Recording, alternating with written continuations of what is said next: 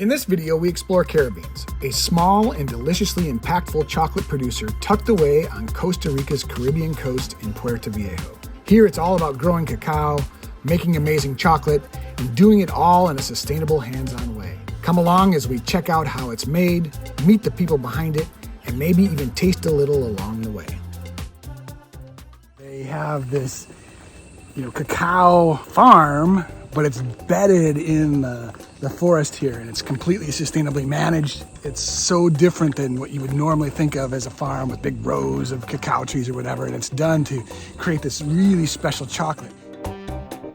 So my name is Azan. My parents, they're from Minnesota, but I was born in Costa Rica. My parents, they actually also own this little coffee shop, Caribeans.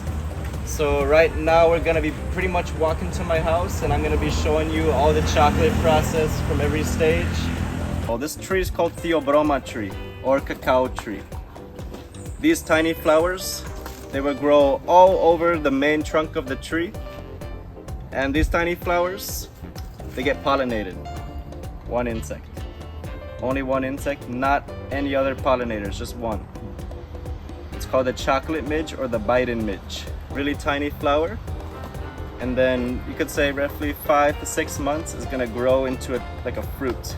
So they recognize it, they're already looking at it. These are the cacao fruits right here. You can see that they can grow just right from the trunk, so they don't need to be too high up or anything. So you have low ones and high ones. Right here. Right now from the gate all the way from down below over there is our little cacao farm, our chocolate farm. It's their house, for one, is on the top part, and then down below is where they make the chocolate. And their chocolate is just so special. Direct trade. They work with 13 different farmers. And the farm is just kind of shockingly in nature. These are called the golden orb spiders. Right now you can't see a lot of the gold web, but when the light shines, that's when the gold texture of the web shines. So it's really beautiful, really beautiful. Seen more sloths here than we've seen anywhere else in Costa Rica. Giant spiders, and of course stepped a little bit too much into the jungle. There's some sort of yellow viper here too that we got warned about, so we had to watch out for that.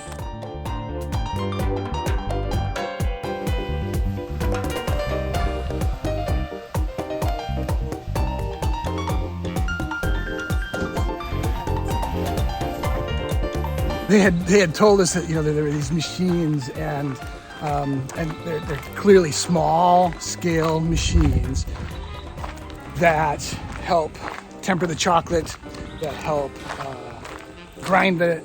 roast and then grind the beans. And we got to see the different stages of it, which was super cool. And then we got to taste all the different chocolates. Since it has oils, you don't want to add any liquids to your chocolate. No liquid milk, no water. It's not going to grind. Comes straight out of the vat. 60%. 60%. Looks delicious.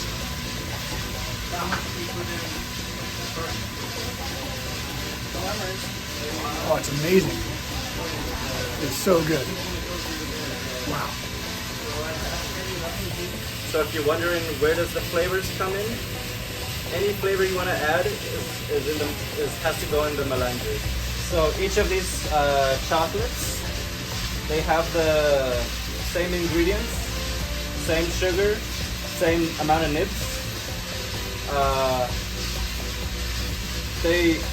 Each of these has gone through a different stage of drying and fermenting. 70%.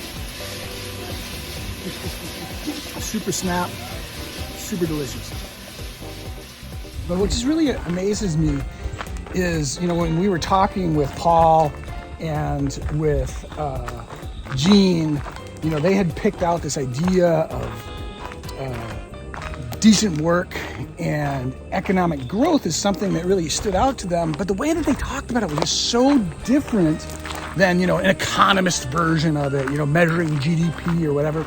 The kind of economic growth they were talking about is like you can't measure it because it's like wouldn't even show up on the radar for people who are trying to gather data, but it's like super impactful.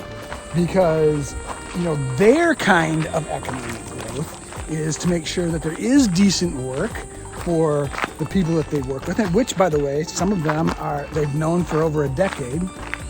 They met when they were youth and they now work with Caribeans. And then that gives decent work in return. So it's like super reciprocal, and reciprocity is everywhere in this. You guys are pretty curious about this table in the back? Like I said at the start of the tour, we're going to be having a lot of chocolate.